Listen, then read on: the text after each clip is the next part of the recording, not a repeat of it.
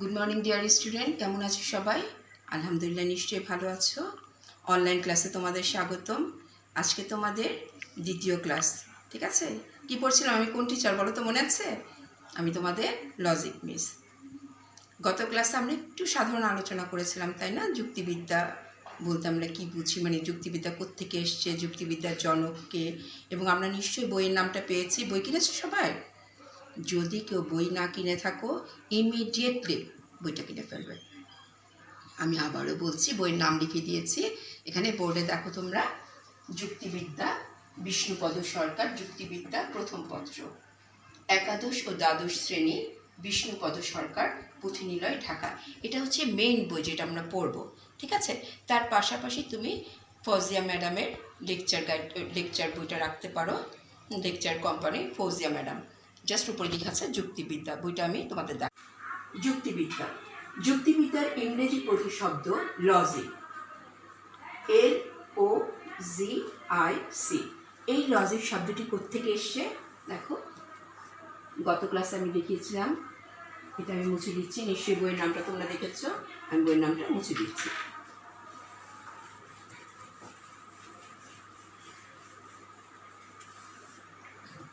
LOGIC logic শব্দটি এসছে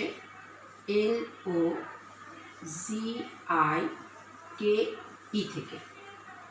এটা হচ্ছে কি শব্দ? গ্রিক শব্দ, গ্রিক শব্দ। এই লজিক এসছে LOGIKE থেকে, এবং এর বিশেষণ হচ্ছে কি? Logos, LOGOS, logos. লোগোস শব্দের অর্থ কি হচ্ছে? চিন্তা বা ভাষা, চিন্তা বা ভাষা। গত ক্লাসে আমরা তাই পড়েছিলাম। তাহলে আমাদের মেইন শব্দটা কি হচ্ছে? LOGIC। MCQতে যদি আসে এই তিনটা শব্দ, তাহলে আমরা বুঝতে পারবো যুক্তিবিদ্যার অর্থ হচ্ছে এটা। আচ্ছা, আমরা লাইন বাই লাইন কেন পড়বো?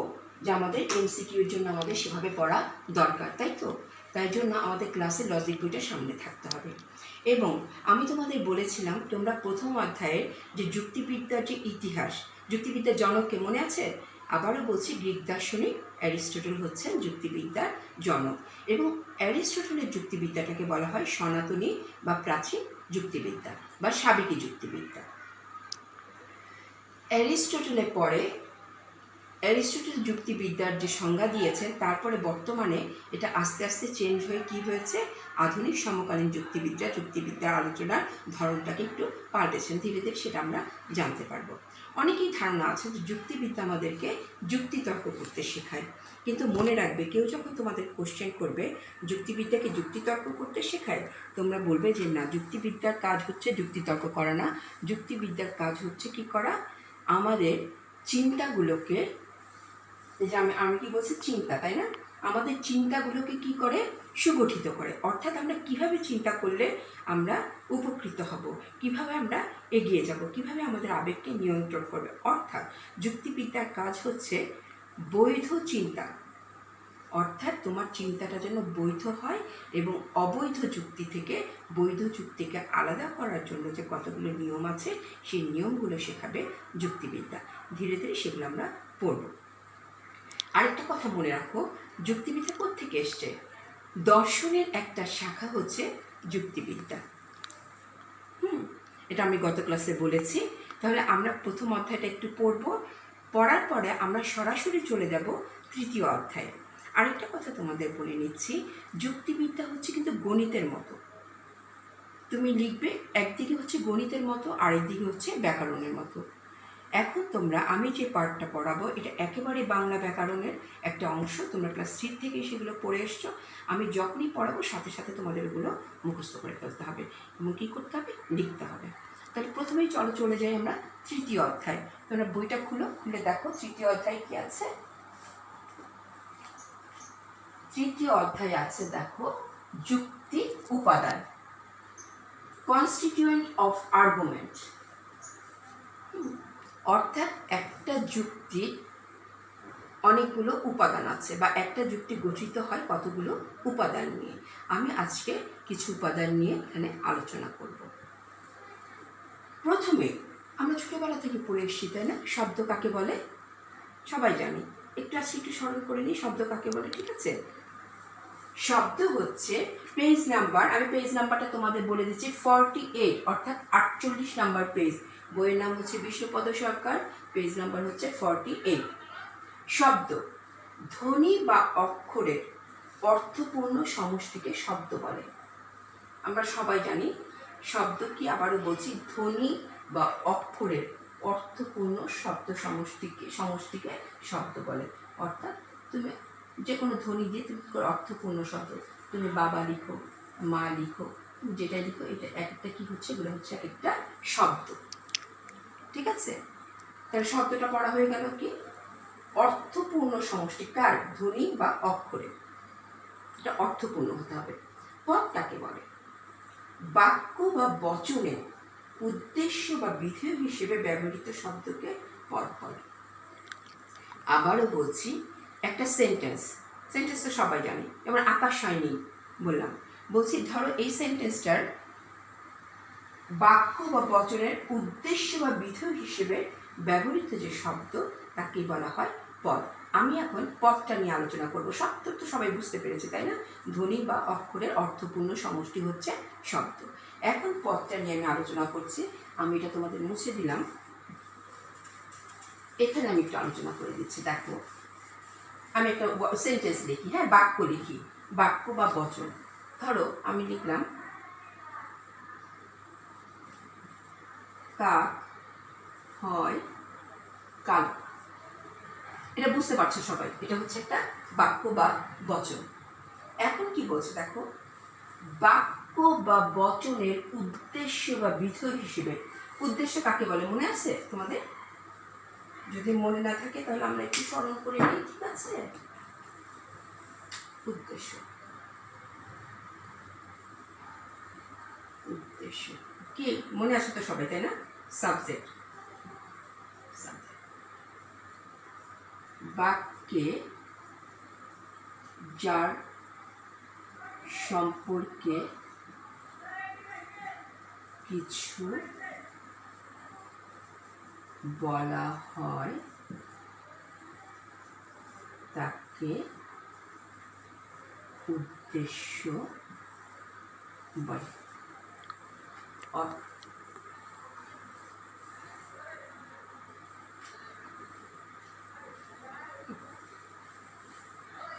বাক্যে যার সম্পর্কে কিছু বলা হয়, অর্থাৎ একটা বাক্যে তুমি যার সম্পর্কে কিছু বলছো তাকে বলা হয় সে কি, সেই বাক্যটার সাবজেক্ট। যেমন তোমাদের ক্লাসে ধরো কারোর নাম হচ্ছে লীনা, আমি যদি বলি লীনা হয় ভালো, তাহলে কার সম্পর্কে বললাম? ভালোটা লীনা সম্পর্কে, তাহলে এখানে সাবজেক্টকে লীনা। এখানে দেখো তো বাক্যে আমি কার সম্পর্কে বলছি? কাক হয় কালো, কাক সম্পর্কে বলছি না, তাহলে এখানে কোনটা সাবজেক্ট, কোনটা? সবাই বুঝতে পেরেছি, এটা মনে হয় আমার আর বোঝানোর দরকার নেই।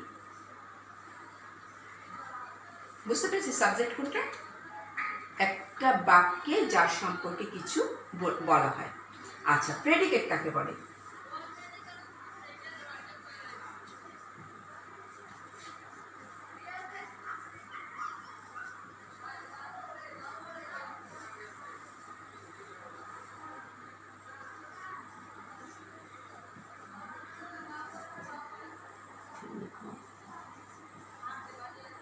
উদ্দেশ্য সম্পর্কে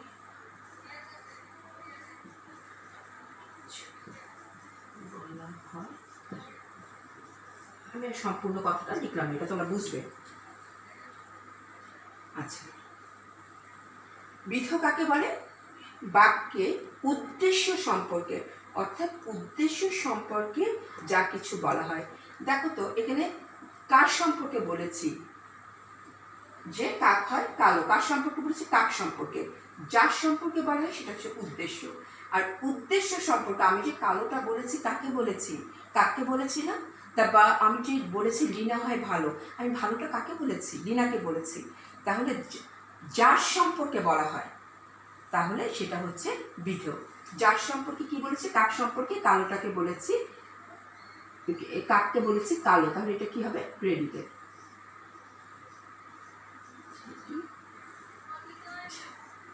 ক্লিয়ার? তাহলে সাবজেক্ট কি? একটা বাক্যে একদম আমি যখন পড়াবো সাথে সাথে কিন্তু মুখস্থ করে ফেলতে হবে মুখে মুখে।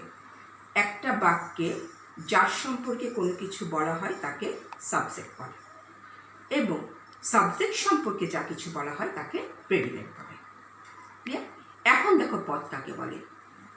কোনো বাক্য বা বচনের উদ্দেশ্য বা বিধেয় হিসেবে ব্যবহৃত শব্দ বা শব্দ সমষ্টিকে পদ বলে।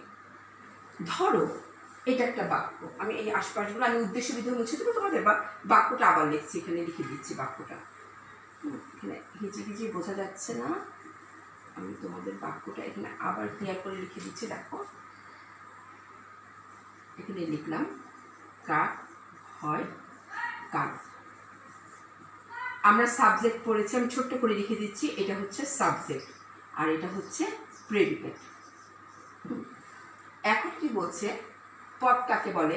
একটা বাক্য, এটা তো বাক্য, এটা সবাই জানি, বাক্য বা বচনের উদ্দেশ্য বা বিধেয় হিসেবে ব্যবহৃত।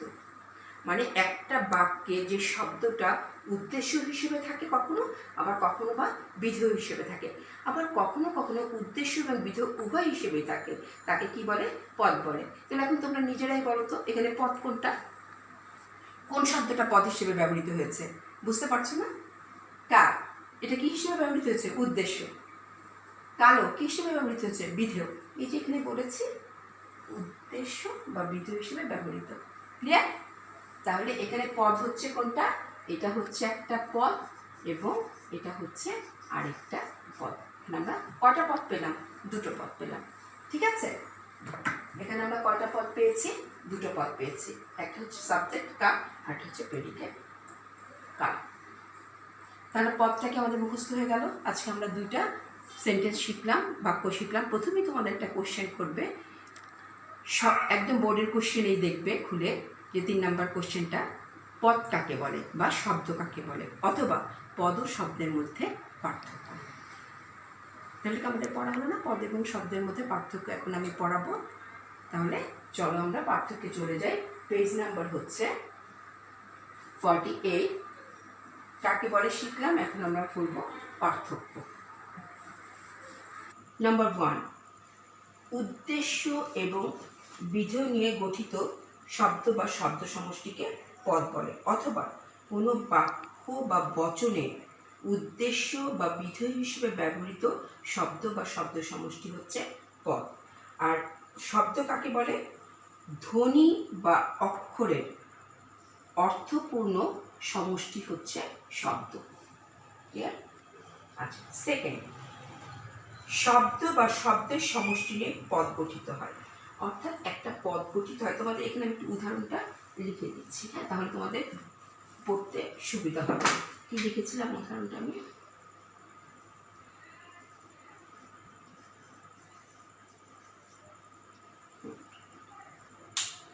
দুই নাম্বারটা কি বলছে দেখো, শব্দ বা শব্দের সমষ্টি নিয়ে পদ গঠিত হয়। অর্থাৎ পদটা গঠিত হচ্ছে কোনো শব্দ বা শব্দের সমষ্টি নিয়ে, আর শব্দ গঠিত হচ্ছে কি? অক্ষরের সমষ্টি নিয়ে। ক্লিয়ার? আচ্ছা, 3 নাম্বার হচ্ছে উদ্দেশ্য ও বিধেয় প্রকাশ।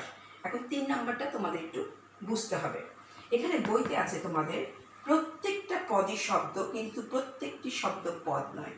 এই কথাটা আমি একটু লিখে বোঝাই। প্রত্যেকটি পদই শব্দ, এখানে একটু লিখে বোঝাই। প্রত্যেকটি পদই শব্দ,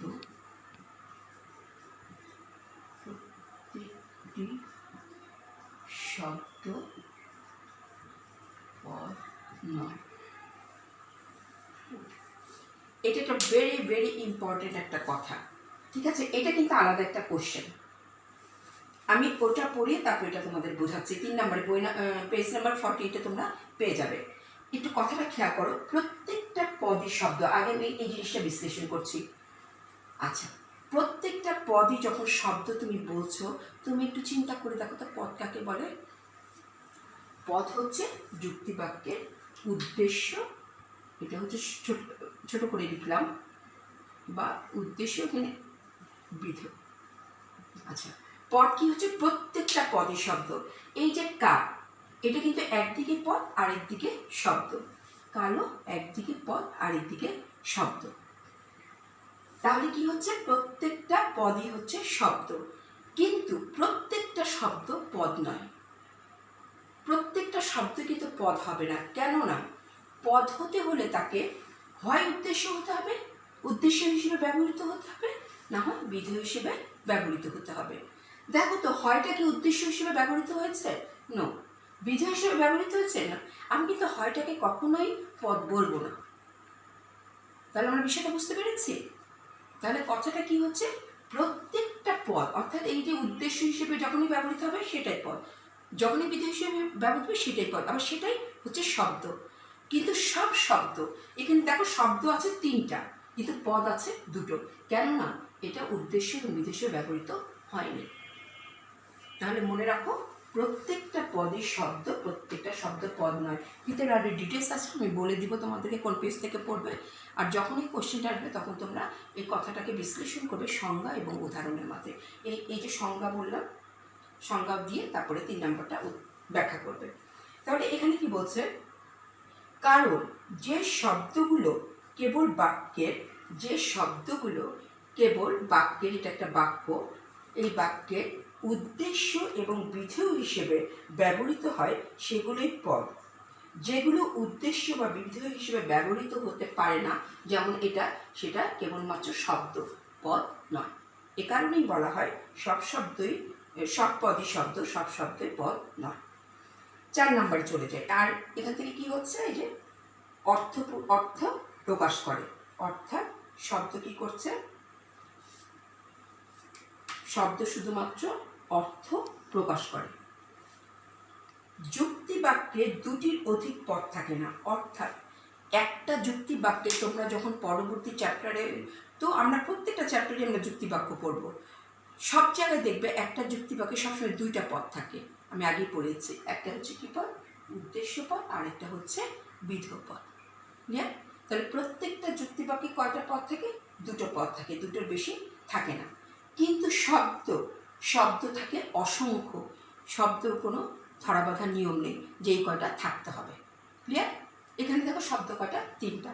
বা আমি যদি বলি আমি ঢাকা বিশ্ববিদ্যালয়ের ছাত্রী, তাহলে কতগুলো শব্দ হচ্ছে, তাই না? কিন্তু পদ কিন্তু 2টো। ঠিক আছে? আচ্ছা, নেক্সট, পদের অর্থ একটি, কিন্তু একটি শব্দের একাধিক অর্থ থাকতে পারে। পানি বলতে পানি জল হতে পারে, আবার পানি বলতে হাতও হতে পারে। কিন্তু যে শব্দটি উদ্দেশ্য বা বিধেয় হিসেবে পদ হিসেবে ব্যবহৃত হয় তার দ্ব্যর্থক অর্থ থাকতে পারে না। আচ্ছা, এগুলো আমরা পরবর্তী অধ্যায়ে পড়ব। তারপর আমি একটু বলে দিচ্ছি যে যখন আমরা পদ বলবো, অর্থাৎ কথাটা কি বলছে দেখো, পদের অর্থ একটি, মাথায় ব্রেনে ফেলে দাও। পদের কখনো দ্ব্যর্থক অর্থ হবে না। দ্ব্যর্থক মানে কি? 2টো। যেমন ধরো কুল, একটা কুল কি হয়? বংশ। আরেকটা কুল কি হয়? আমরা সবাই চিনি, বড়ই। বা তীর, একটা হচ্ছে নদীর তীর, আরেকটা হচ্ছে কি? অস্ত্র, তীর ধনু। ঠিক আছে? বা বসন্ত, একটা হচ্ছে ঋতু, আরেকটা হচ্ছে রোগ। এই যে শব্দগুলো, এগুলো কিন্তু দ্ব্যর্থক।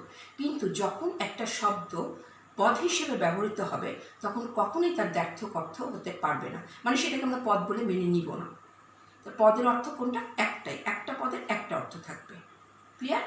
কিন্তু শব্দের একাধিক অর্থ হতে পারে। এই যে বললাম যে বসন্ত, তীর, কুল, এগুলো সবই হচ্ছে কি? শব্দ, কিন্তু এগুলো আমরা পদ হিসেবে মেনে নিব না, কারণ এগুলো দ্ব্যর্থক অর্থ আছে। ক্লিয়ার? আচ্ছা, নেক্সট, কেবল চিন্তা প্রকাশিত হয়, অর্থাৎ পদ দ্বারা আমরা কেবলমাত্র কি প্রকাশ করতে পারি? কেবলমাত্র চিন্তা প্রকাশ করতে পারি, অর্থাৎ আবেগ, ইচ্ছা, অনুভূতি প্রকাশিত হয় না। কিন্তু শব্দ দ্বারা বিস্ময়, সংশয়, আবেগ, ইচ্ছা, অনুভূতি ইত্যাদি প্রকাশিত হয়। এগুলো আমি পরে আবার ডিটেলস পড়াবো। জাস্ট এখন মনে রাখো যে পদ যখন আমরা পড়াচ্ছি, একটা পদ দ্বারা, তোমাদের এমসিকিউতে জিজ্ঞেস করবে পদ দ্বারা কি আবেগ, ইচ্ছা, অনুভূতি প্রকাশিত হয়? না, মনে রাখবে পদ দ্বারা শুধুমাত্র কি প্রকাশ করে? তোমার চিন্তা। কি চিন্তা? সবিচার চিন্তা। স্ববিচার কি পরে পড়াবো, ঠিক আছে? তাহলে পদ দ্বারা শুধুমাত্র কি প্রকাশিত হয়? চিন্তা। কিন্তু শব্দ দ্বারা আবেগ, ইচ্ছা, অনুভূতি সব প্রকাশিত হয়। এবং প্রতিনিয়তই যে আমরা কথা বলছি শব্দ দ্বারা আমাদের এসব প্রকাশ করছে, তাই না? আমরা বুঝতেই পারি। তাহলে এই কটাই হচ্ছে আমাদের পয়েন্টস। হ্যাঁ, তারপর আমি লাস্ট শুধু বলছি যে পদ আর শব্দের উপরের আলোচনা থেকে আমরা এই কথাটাই লাস্টে বলবো, প্রত্যেকটা পদই হচ্ছে গিয়ে শব্দ, কিন্তু প্রত্যেকটা শব্দ পদ নয়, কেননা উপরের এই আলোচনা থেকে আমরা দেখতে পাচ্ছি। তবে উভয়ই যুক্তিবিদ্যার একটা গুরুত্বপূর্ণ অংশ। মানে এটা একটা ফার্স্ট, আমরা যেমন এই যে তোমরা ইন্টারমিডিয়েটে এসছো, তার আগে কি 10টা ক্লাস পড়ে এসছো না, এসএসসি পাস করে এসছো, এবং প্রথম তোমাকে একটা ক্লাসে ভর্তি হতে হয়েছে, কেউ 1 থেকে শুরু করেছো, কেউ প্লে গ্রুপ, কেউ নার্সারি। প্রথম যে শুরু করেছো, ঠিক প্রথমটাই হচ্ছে এই শব্দ আর পদ। এখান থেকে আমরা ধাপে ধাপে আস্তে আস্তে করবো। ভালো থাকো, এবং আমি যে পড়াগুলো পড়ালাম ওগুলো নিশ্চয়ই তোমরা পড়বে। আল্লাহ হাফেজ।